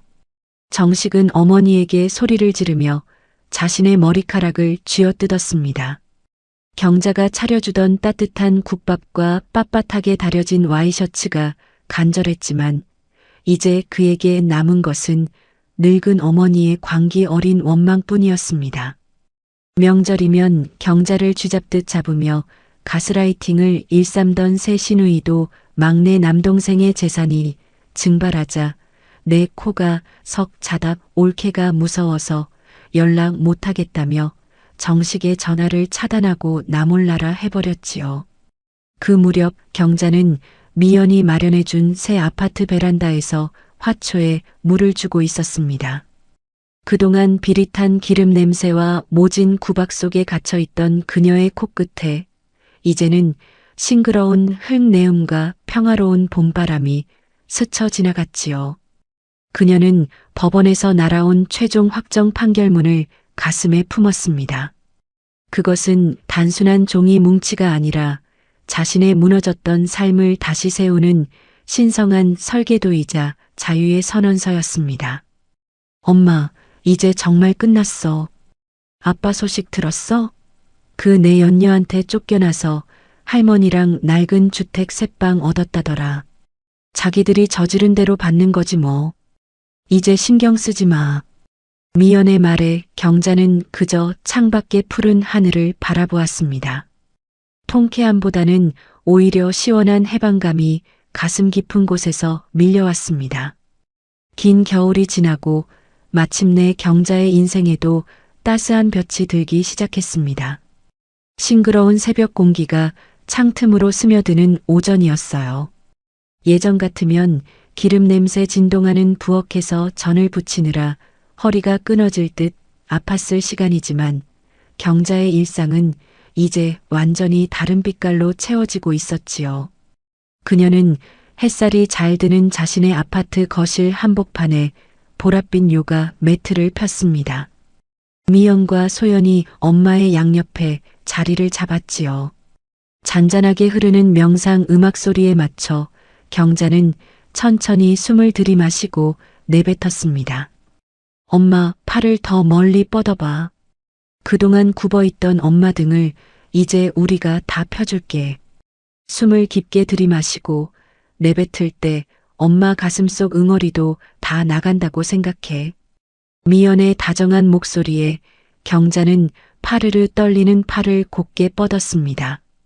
마트 계산대에서 바코드를 찍고 반찬 가게에서 무거운 솥을 들며 굳어버린 근육들이 기분 좋은 통증을 내뱉었지요.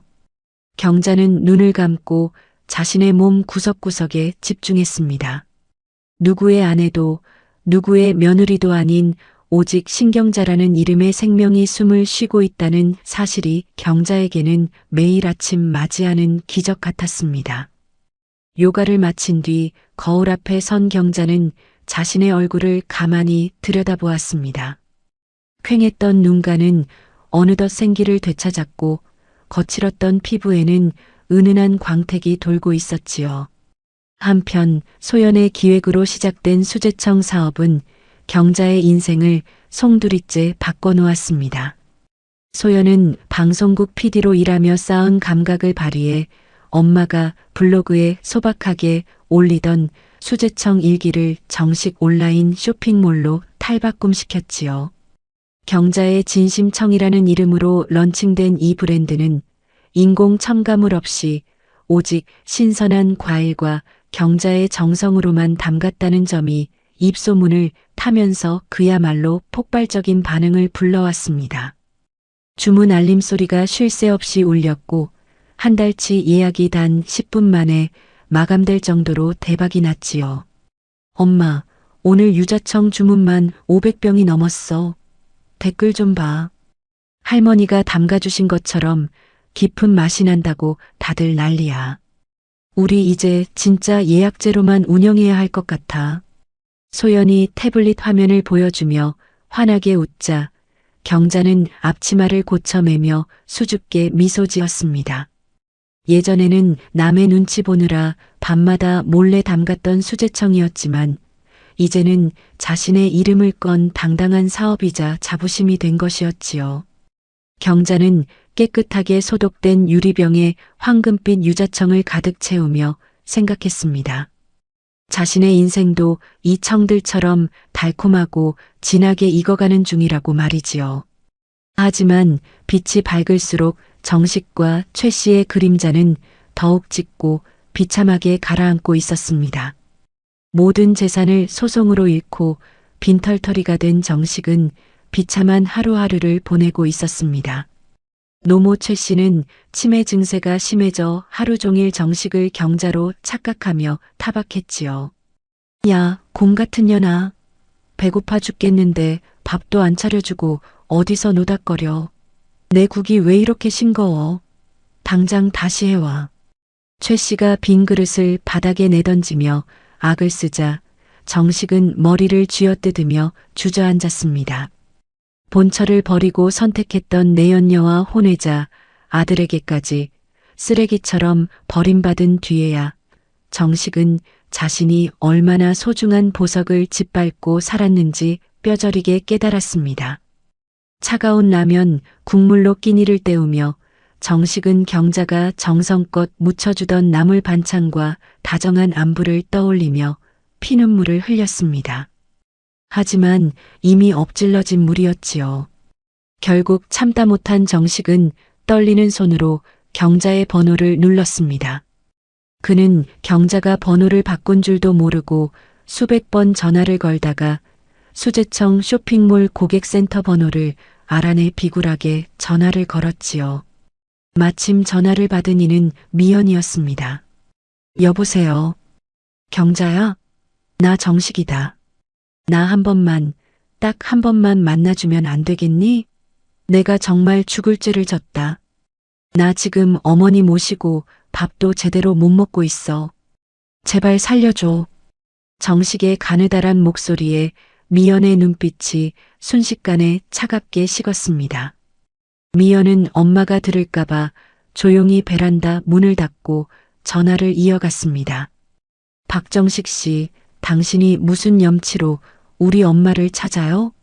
당신이 20년 넘게 다른 집에서 아들 재롱 볼 때 우리 엄마가 마트에서 무릎이 깨지도록 일하며 어떤 눈물을 흘렸는지 잊으셨어요? 당신 입에서 나오는 그 경자라는 이름조차 역겨워요. 한 번만 더 우리 엄마 주변 얼씬거리거나 연락하면 그땐 정말 진호 씨가 가만 안 둘 거예요. 당신은 이미 우리 인생에서 죽은 사람입니다. 2번 다시 연락하지 마세요. 미연은 단호하게 전화를 끊고 정식의 번호를 영구 차단했습니다. 소연 역시 언니의 말을 듣고는 쇼핑몰 계정에 정식의 접근 경로를 모두 막아버렸지요. 딸들에게는 이제 아버지가 아니라 엄마의 삶을 갉아먹었던 악기에 불과했습니다. 정식은 뚝 끊긴 수화기를 들고 한참 동안 멍하니 서 있었습니다. 세상이 자신을 버린 것이 아니라 자신이 세상을 버렸음을 비로소 실감하는 순간이었지요.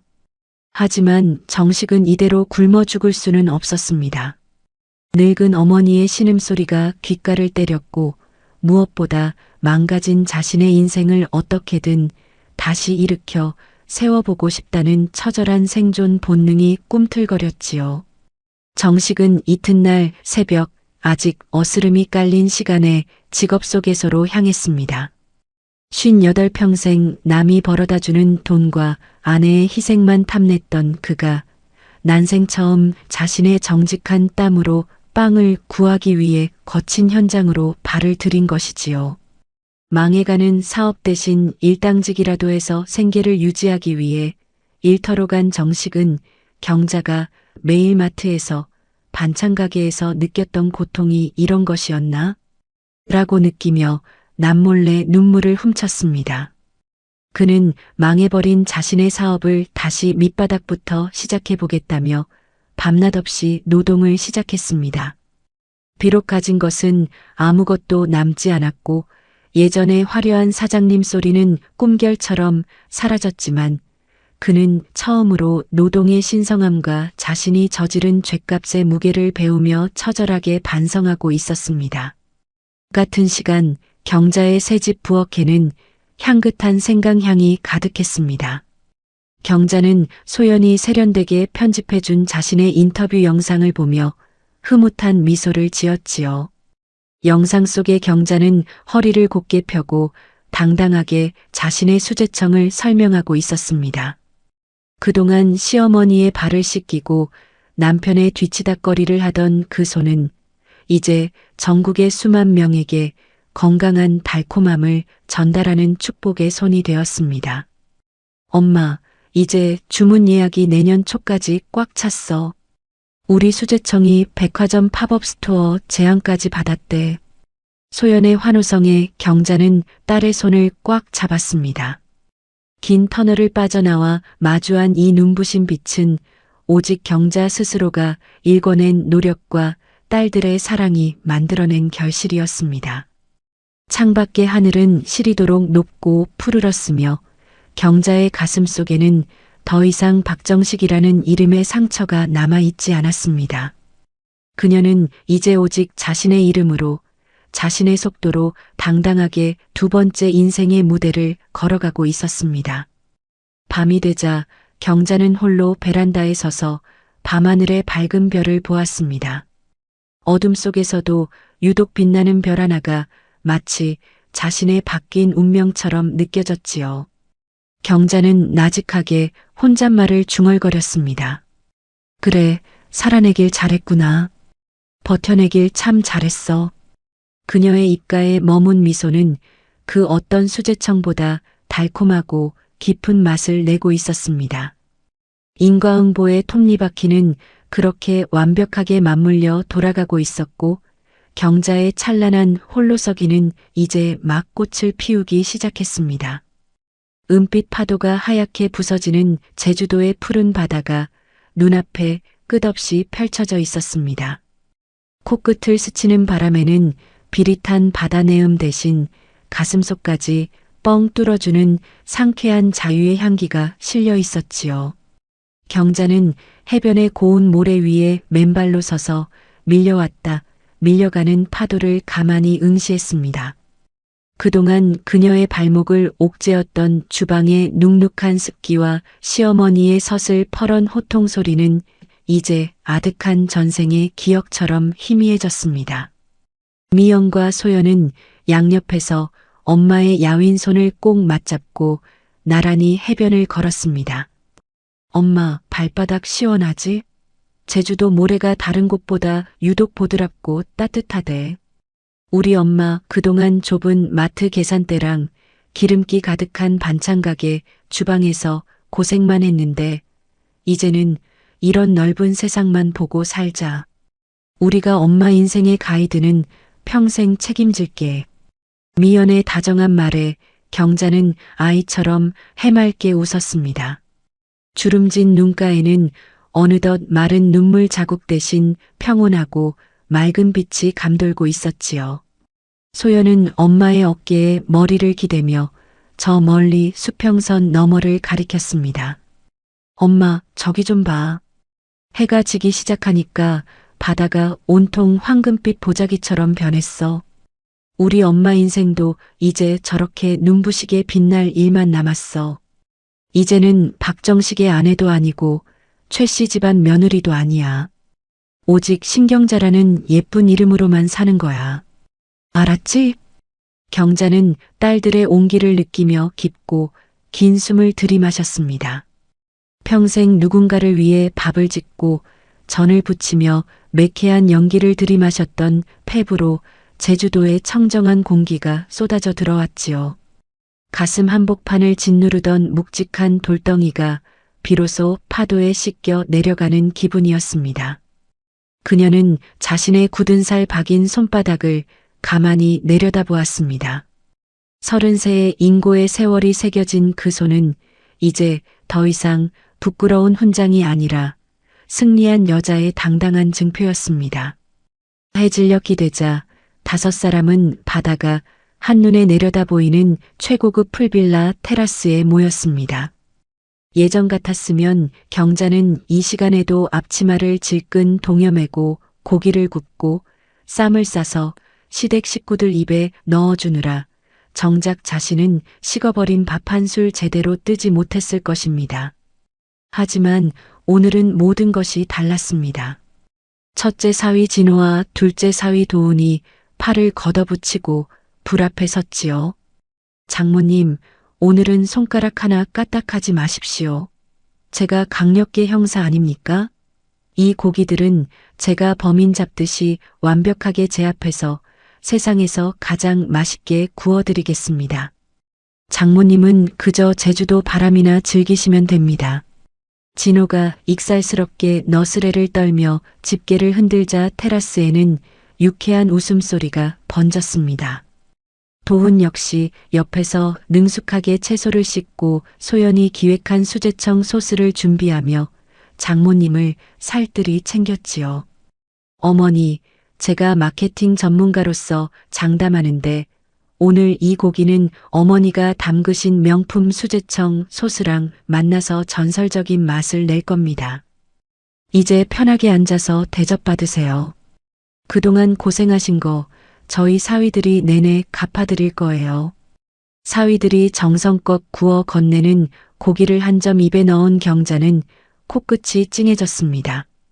대접받는다는 것, 한 인간으로서 온전하게 존중받는다는 것이 이토록 가슴 벅찬 일임을 그녀는 이제서야 비로소 깨달았습니다. 미연은 엄마의 컵에 시원하고 달콤한 음료를 채워주며 나직하게 속삭였습니다. 엄마, 이제 진짜 시작이야. 아빠랑 할머니 소식 들었지? 내 연녀한테 버림받고 그 좁고 눅눅한 새방에서 서로 남 탓하며 지낸다더라. 아빠는 매일 인력사무소 나간다는데 엄마는 이제 그런 거 하나도 신경 쓰지 마. 그 사람들은 자신들이 뿌린 독초를 스스로 거두는 중이니까. 엄마는 오직 엄마가 일궈낸 이 달콤한 열매만 즐기면 돼.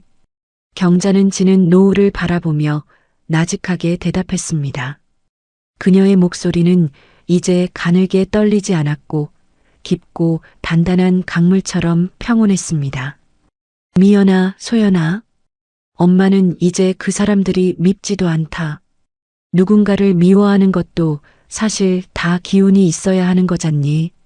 엄마는 이제 그럴 기운 있으면 너희랑 수제청 만들고 요가 학원 가서 굽었던 등 펴는 데 쓸 거야. 내 인생이 이렇게 예쁘고 찬란한 줄 엄마는 그동안 정말 몰랐단다. 이제야 비로소 내가 보여.